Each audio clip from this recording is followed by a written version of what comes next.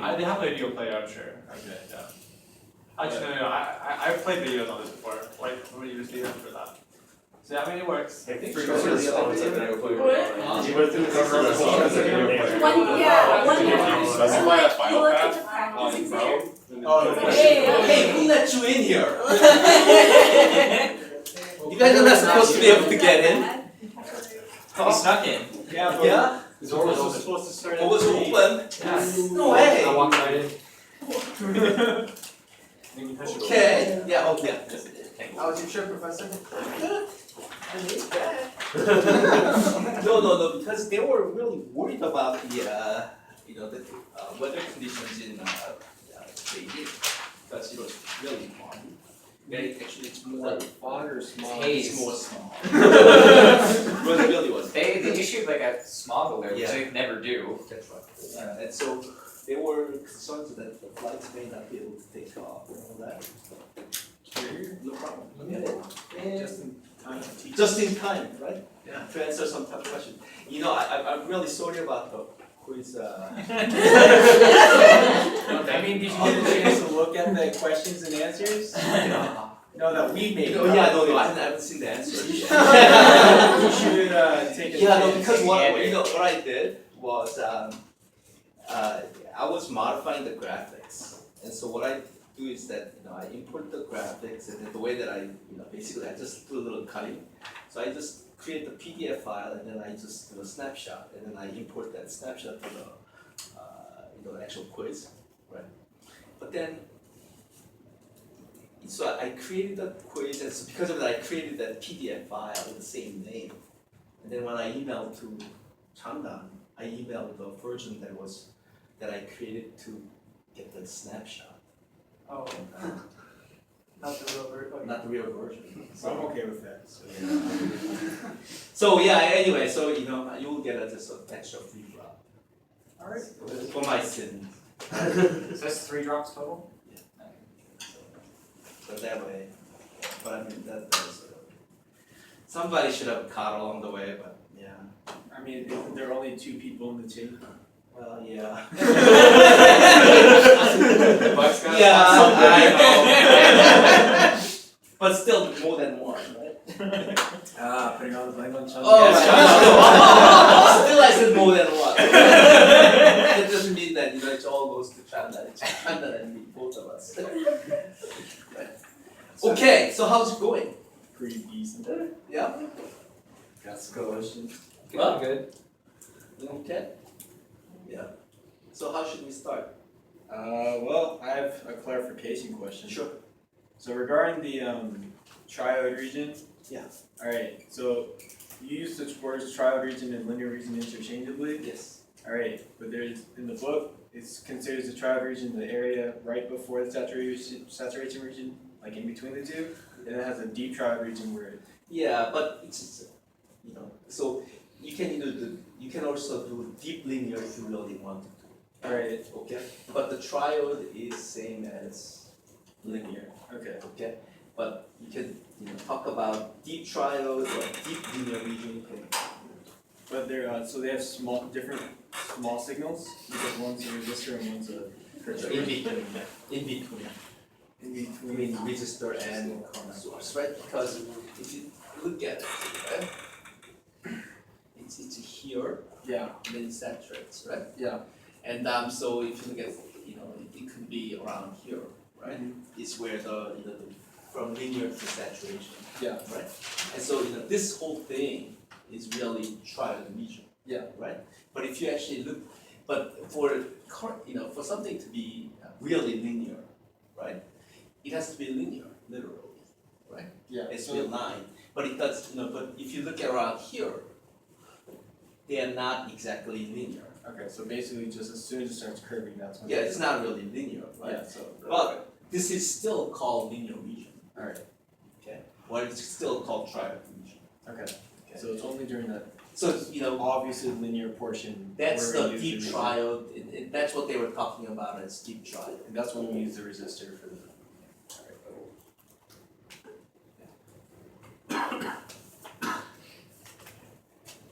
No chairs for you, Mr. No, I'm sitting on the. Here's a desk. Oh, chair. No, I guess You can take this one, I'm gonna stand up. Thank you. So when do we, when we're finding the capacitances for the MOSFETs or the BJTs, Yeah. we have like different ratios, different ratios of the resistors that we compare it to. Some part of me is that we say we want it to be equal to this resistor, or maybe 10% of this resistor, or whatever. So like when do we, I guess it depends on the situation as well, whether it's coupling or if it's a bypass.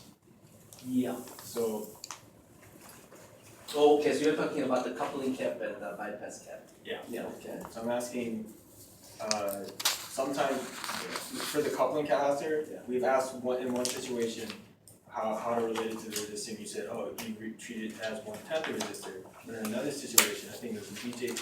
Like some.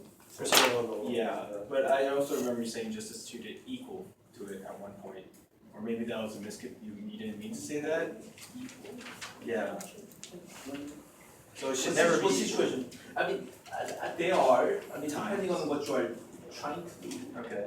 Because, if you are trying to talk about like a 3 dB bandwidth, okay? Okay. 3 dB bandwidth basically occurs, if you have an RC circuit, the 3 dB bandwidth occurs when the impedance, or the reactance of the capacitance is the same as the resistance. Okay.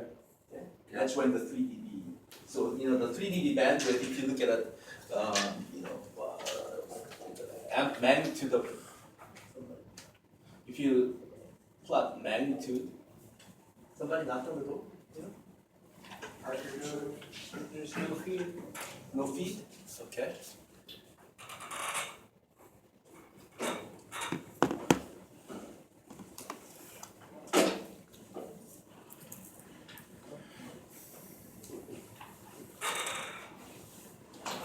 Okay, so there's none. Yeah. Okay. Oh, there, bunch. Right. So, when we talk about 3 dB bandwidth, right? This is something that I didn't really talk about it because you should have known. No, you should have known, right? The 3 dB bandwidth, right, is a band, basically, at the frequency point at which the gain, right, the low frequency gain drops by 1 over square root 2. Remember that? Right? So, the 3 dB bandwidth occurs when the gain goes to the low frequency gain times 1 over square root 2, which is like 0.707 times the gain. Okay? And so we're talking about this in the context of simple RC circuit. Okay? And so if you actually look at the voltage gain of this circuit, no, it's the other way around.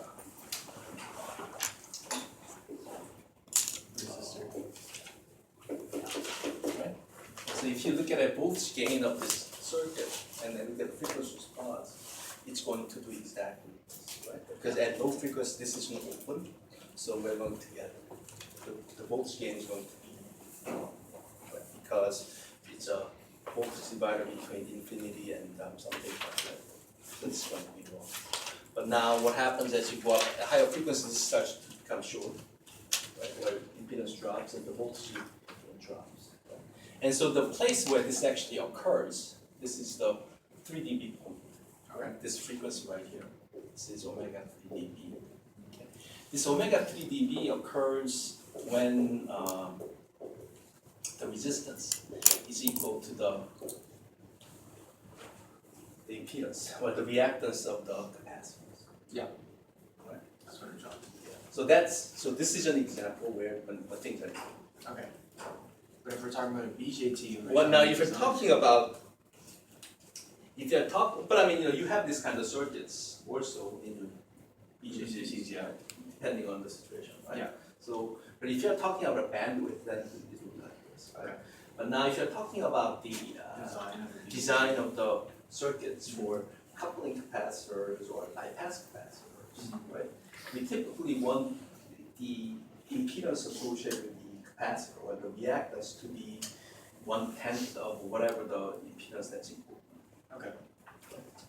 But yeah, I think if you look at some of the examples that we had, some of them were like 120, right? And so that's actually, at the end, it's in the discretion of the actually designer, Mhm. okay, or so the specification. And so, when actually it's given, for that kind of problem, if I were to give it to you, I'll try to make it clear by saying it should be, 110 or 120.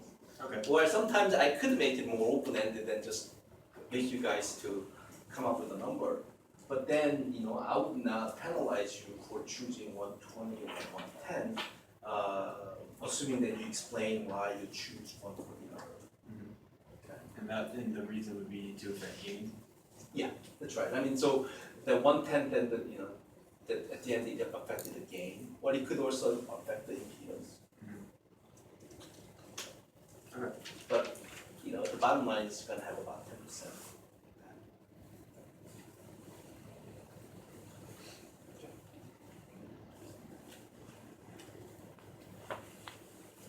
Sam? I'm ready to go. No, like, questions? Yeah, ask some questions. I'll just see if I can ask. Because other people. I'll be selfish. Okay. You can be selfish. Alright. I mean, that's, Okay, I so waited just, like half yeah. a minute first. Alright, I just had a couple questions about, I was working over the op amp homework. Yeah. And then, finding the output resistance and also the offset voltage. Yeah. I think I messed up on that when I read the homework, and I was kind of looking at the solutions, and I was kind of, confused. So, do you remember the exact problem? I I don't remember the exact. have it up on here, where is it? Yeah.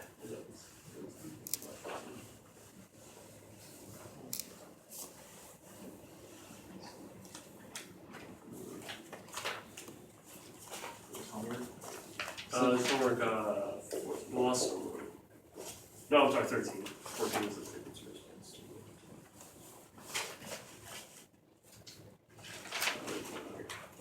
Yeah, 13. Sorry, this. I clicked on the. Oh, okay. So which part? This part's velocity parts. What is that, C and D? Okay. Oh, I see. Okay, so it's about the output resistance, right? And then this says finite gain, right? Okay, let's open the gain. So, this is, it's grounded here. Let me just make sure that I get this right. So which one's R1? This is R1. Yes, top one, the feedback is on one. And this is R2, right? And then this is V in? Yeah.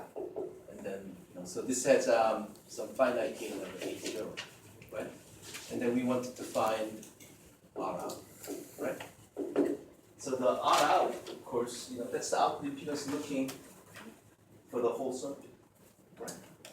Okay. Because I think in a lecture, whenever we're talking about input and output impedances of an op amp, I remember you drew the op amp and then had like R. So that's the op amp, so that, in real op amp, so that it also has some resistance. Okay, so that's not related to the. That's right. It will be related, Okay. okay? But at least for the circuit that I gave you, we're assuming that this is a normal op amp without anything. Okay. Okay, I was confused about that Yeah, then. and so this R out that I'm talking about is R out of this entire circuit, Okay. right? Because this circuit certainly is different than the R out of this thing, right? Yeah. Yes. Okay, and so, I asked for the R out of this entire circuit, not the R out of op amp. Okay. So if you remember, so this will be minus plus, so this will be V in 2, V in 1, and then we have basically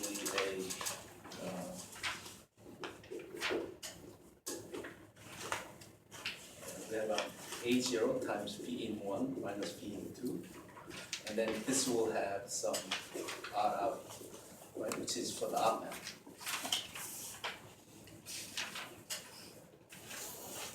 And then now if you actually include in this, then the whole circuit will become, right?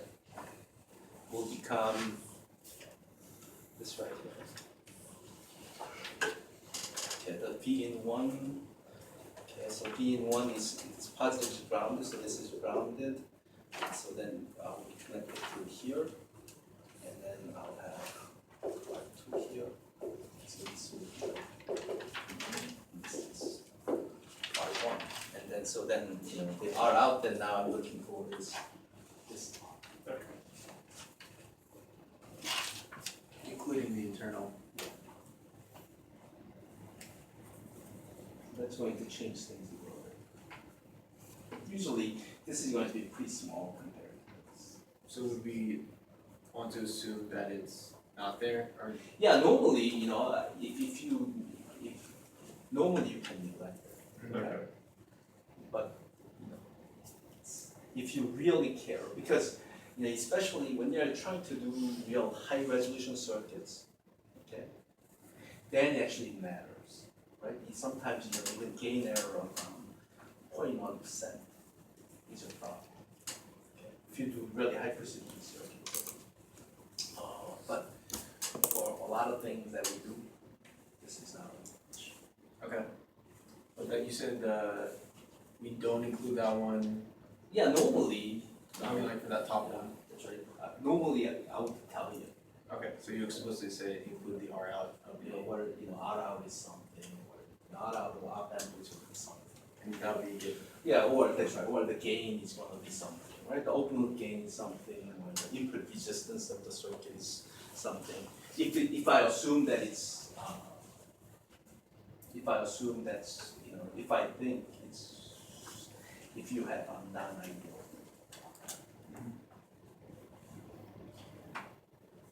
That's how.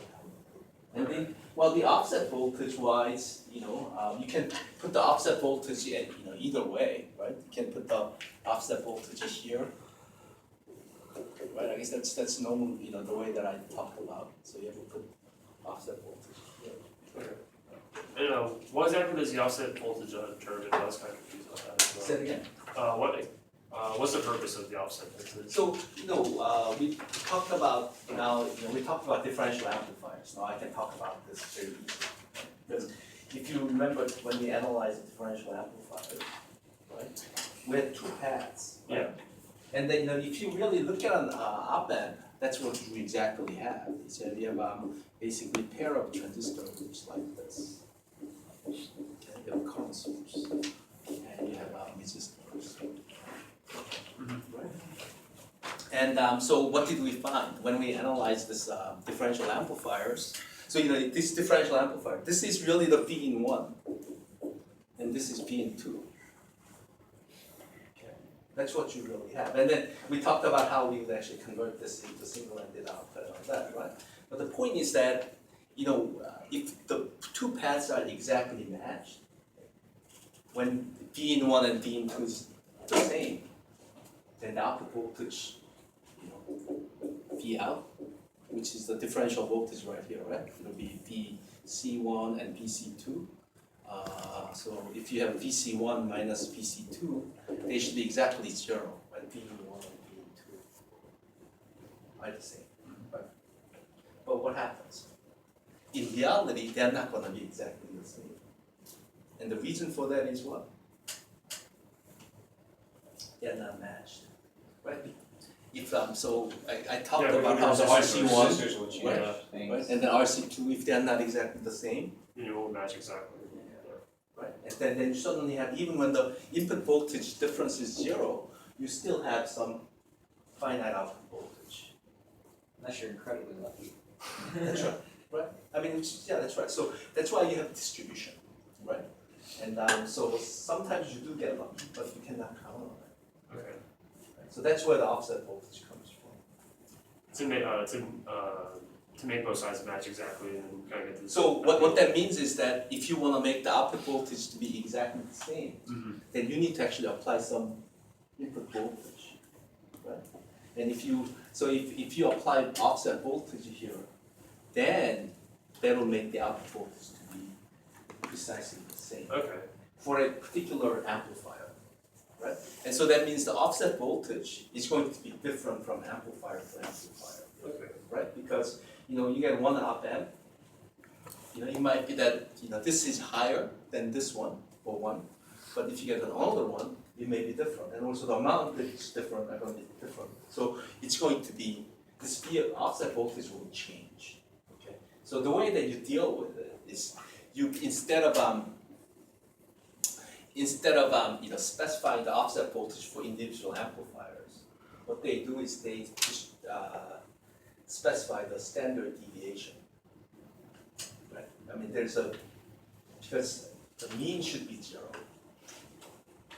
Because sometimes this will be higher and sometimes this will be lower, and vice versa. So if you look at the offset voltage, the mean should be 0. But then you're going to have distribution, right, around 0.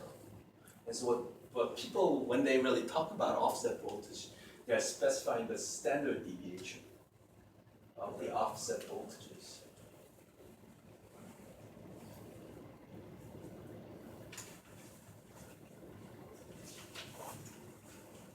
Does that make sense?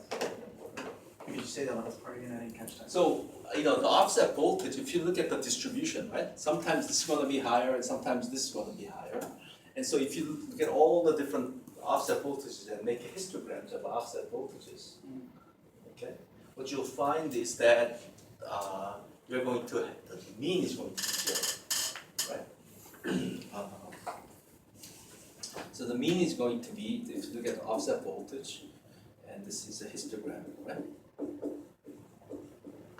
So it will look, it's going to be hopefully a Gaussian, right? And a Gaussian with some steady deviation. As I said, the offset voltage, when they specify that, really specify the standard deviation. And so what that means is that you could actually have a circuit, op amps with sigma that's bigger than offset voltage. There's more people out there. Can somebody just check outside if those guys are trying to get? I don't know if they are.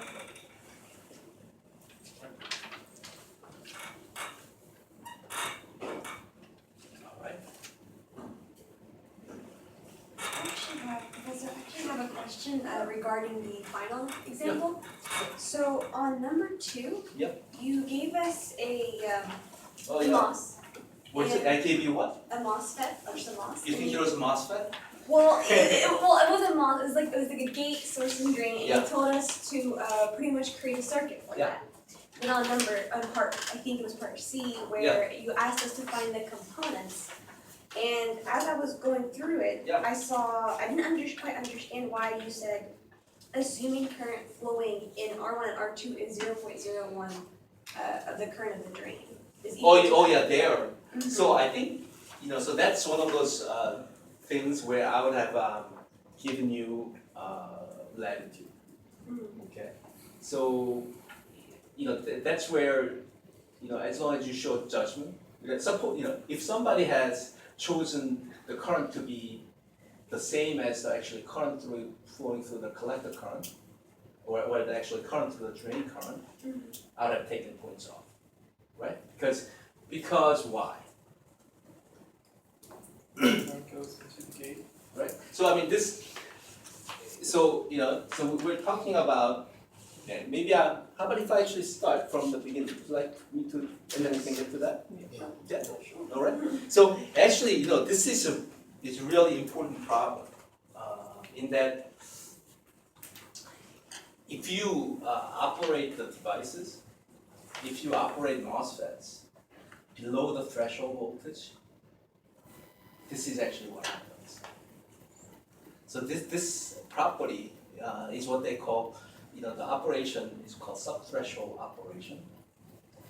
And so if you operate MOSFETs, so instead of, the way that we talk about it is below threshold voltage, cut off, there's no current, and circuit doesn't work, right? But in reality, circuit actually does work. Okay. As a matter of, and then, so if you go into the subthreshold region of operation, then this will be exactly the kind of current flow that you're going to have. Okay. as a matter of fact, like the circuits that goes to your watches, for instance, would be using exactly this kind of circuits. And also, if you start designing the analog circuits in very advanced CMOS processes, you will also be doing this. Okay, so this is actually a pretty important problem, right? But I just made it as a block, right?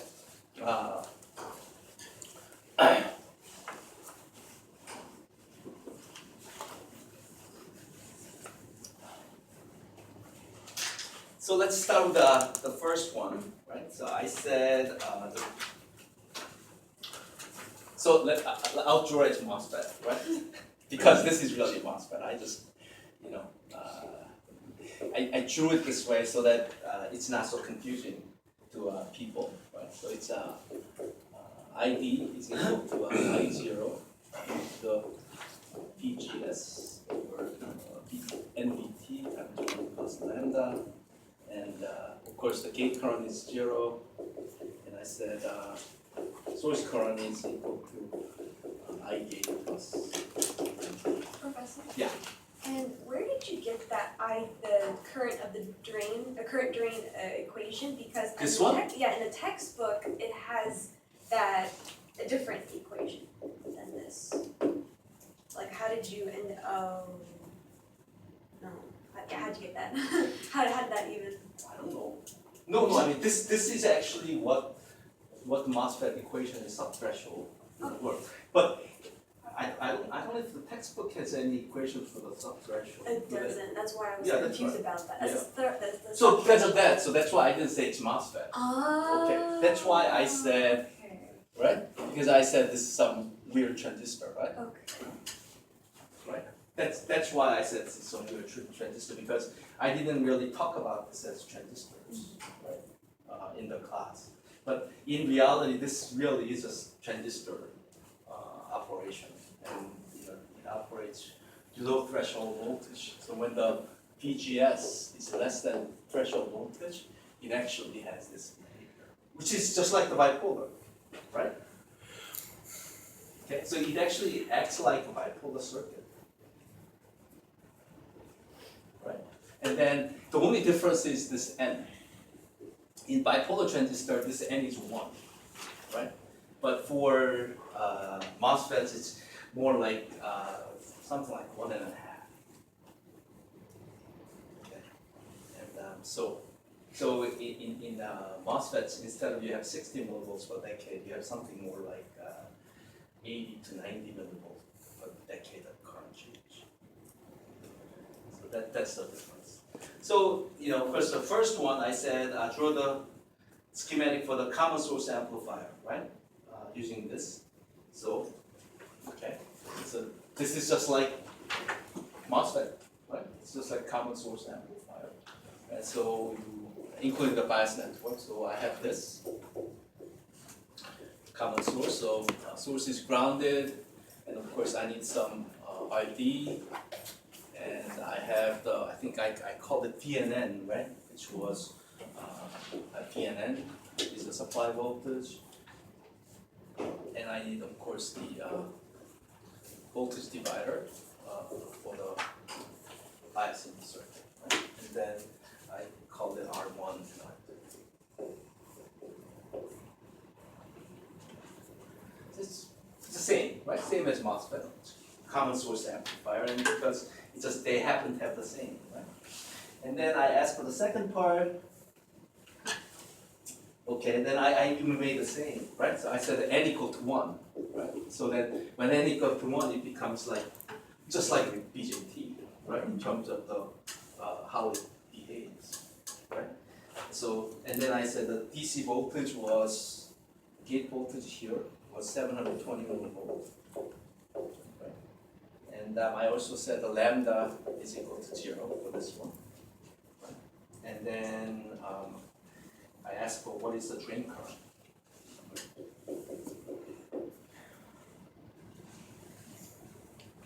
And so that's, and then I also said I0 was 1 times 10 to the minus 59.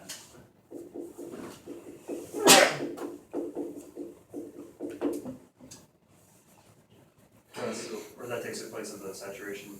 that's right, it's the same, right? So because I0 is equivalent to the saturation current in bipolar, right? We have e to the VBE over dt. Right? Instead, I have I0 e to the VGS over dt. So it's the same thing, right? In terms of how you analyze. And so, well, 720 millivolt, how many decades is that? That's 12 decades, right? So that means your drain current is going to be 1 times 10 to the minus 15 times 1 to 10 to the 12, which is just 1 million.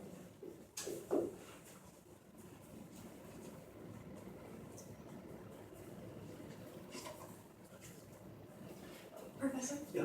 How did you get 10 to the 12? Remember 60 millivolt per decade? So we're back to this again. yeah. Huh? Huh? We're back to this again, Okay. right? You know, this is exponential.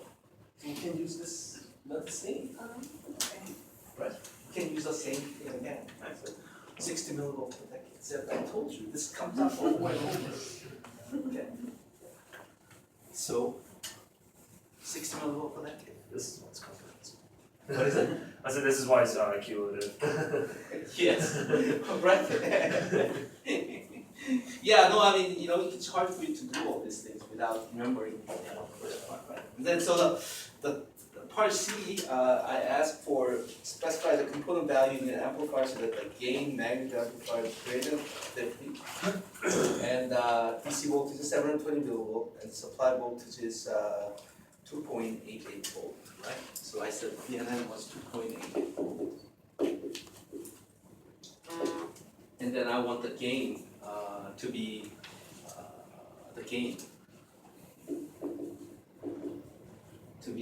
greater than.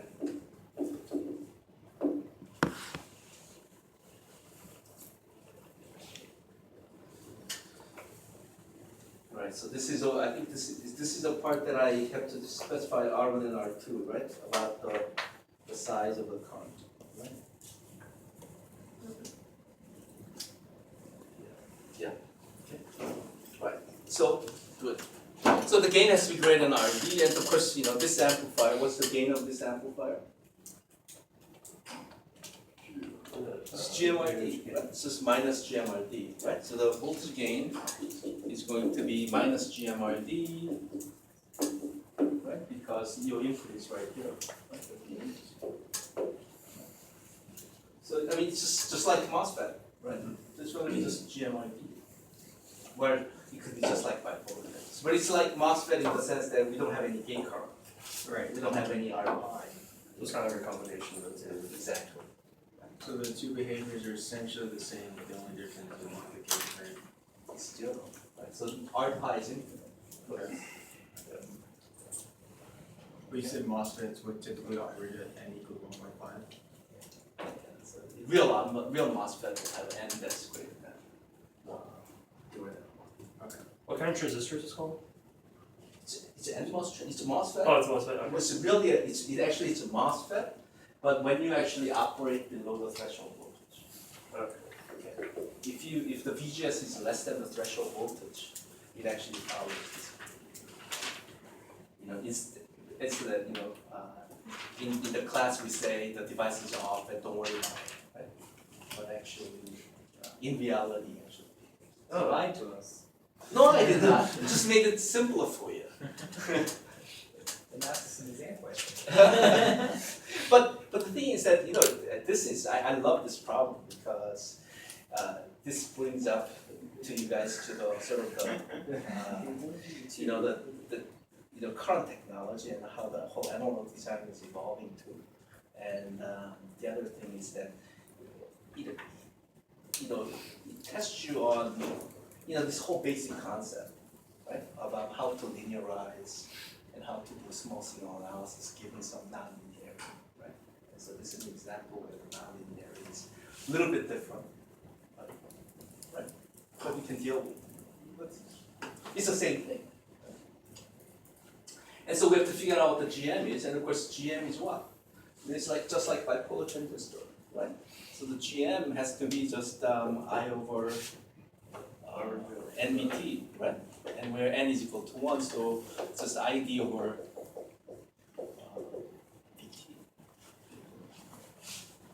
Just like bipolar, right? Because I mean it's GM is a DID, you can just go, right? DID dVGS will be the some ID at some 0, some Poisson point, right? And so that's the GM. So it's the ID over VT. And so this is 1 milliamp over 26 millivolt, just like bipolar. And so now what I want is that I want the 26 millivolt. So the GMRD has to be greater than 50, right? So I just set the thing to 50. And so then the RD has to be equal to 50 times 26, right? So one GM is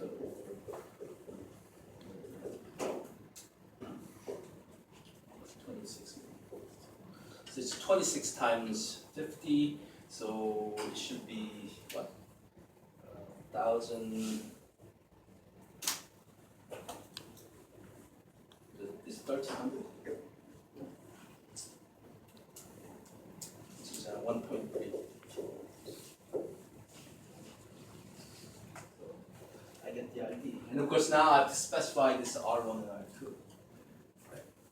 And of course, this is for the bias network.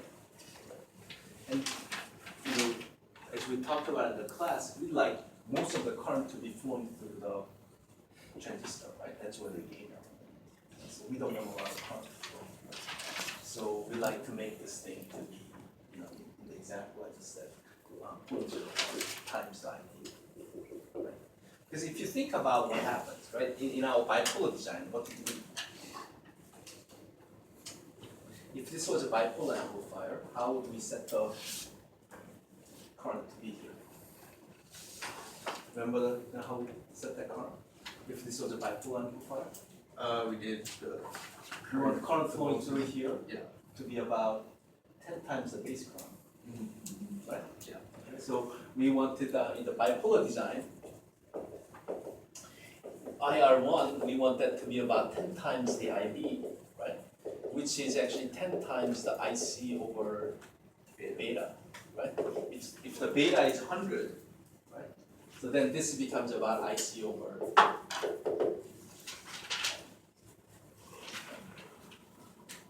That's what we did in the BJT.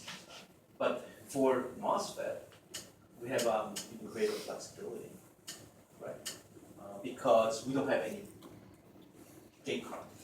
There's no gate current, and so we can make this thing even smaller so that it doesn't become hard. So, if people have used anywhere between 10 to 100, that would be okay.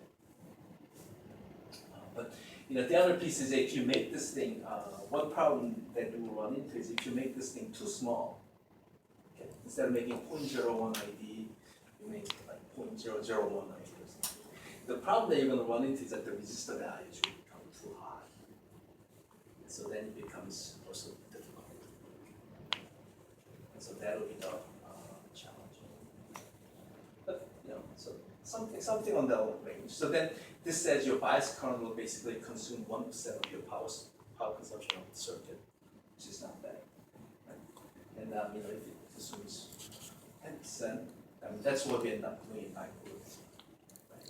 So the bias circuit consumes roughly 10%. So, but once again, this is something that you have as a latitude, as a designer, you can choose. Professor? Yeah. So why is it 10 times IOB? Because, this thing. Yeah. Because remember, the reason why we did that for the bipolar circuits was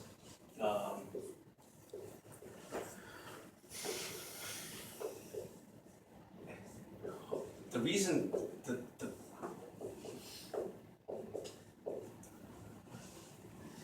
the reason for that was that we didn't want this voltage right here to be dependent on beta. Right? Because because you have IC here, right? And then you have IB, which is IC over beta, right? And so if the current flow through here is comparable to the current flowing through here, then you're going to see the effects of the variation of the beta. Okay? Because remember when we first started, we started, without actually having this circuit. Actually, we just took this out, okay? And then we just biased through the PCC. And what we found was that circuit was actually, if you look at the bias dependency, it was actually dependent on beta. And then I talked about how the beta can vary a lot from transistor to transistor and over temperature. So we wanted to come up with an approach that will be independent of beta. And so if the bias point is independent of the base current, then the beta dependence can be. So that's where that comes from. So you can do that by making the current flow through here to be significantly larger than the base current. Then you can neglect the current flowing through here, and so the effects of the beta goes away. But if this becomes comparable, then you have to include this effects of the beta in the equation.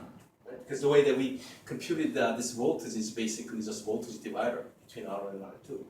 That's how we did it. Because we neglected the current flow through here. That means there's no dependence on this. And then to do that, we pick 10. And this factor of 10 is somewhat arbitrary, right? It could be 15 or it could be 9, right? But it's just a rule of thumb, right? That's good stuff, good place to be. So we can use this relationship of GM, this equation for GM for MOSFETs? Which one? This one? Yeah. Yeah. In subthreshold. And subthreshold. Yeah. Not Not in the normal. normal, once you are on the above the threshold voltage, you cannot do it. Okay, Right. So this is only below VGS is less than threshold voltage. Right? This is it, right? Because normally all the things that we talked about in the circuit, right? All the things that we talked about for MOSFET is when the VGS is greater than threshold voltage, right? Yeah. So this is only for the. So that's why I didn't want to confuse the people. So that's why I didn't even say this was MOSFET. All right. Right. That's fair. But at the end, it really was a MOSFET. Okay. But of course, this piece is okay, right? You can figure this one out. On the exam, what if you actually did draw a MOSFET instead of that box? Would you count enough points? for Here, that? Yeah, if I do it this way, instead of that box, the MOSFET. Yeah. Would that still be fine?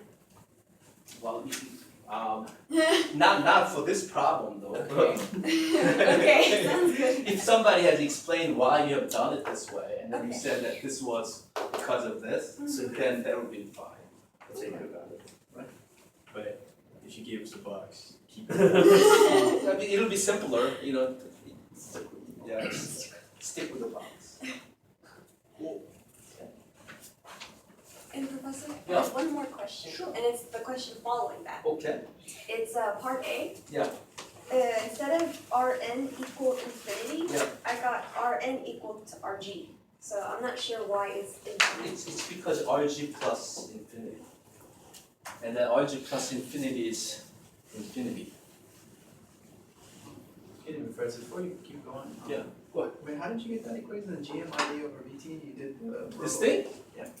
Yeah, okay, so let me just answer this first, since we're on this. ID is equal to I0 e to the VGS over NVT. Right? And the GM, as we talked about many times, is the DID over whatever the change in the input voltage is. Right? So it's DID, VGS in this case, because that's the gate to source voltage. at some quiescent point, ID 0. So what is the DID DVGS? Well, that's just 1 over NVT times I0 e to the VGS over NVT. And of course, this right here is just ID over NVT, ID, which is just like bipolar transistor, right? That's how we got the GM of bipolar transistor to be IC over VT, or the thermal voltage.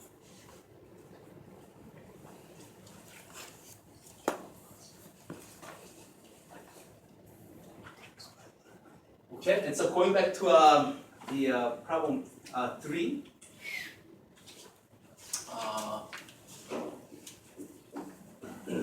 So we have this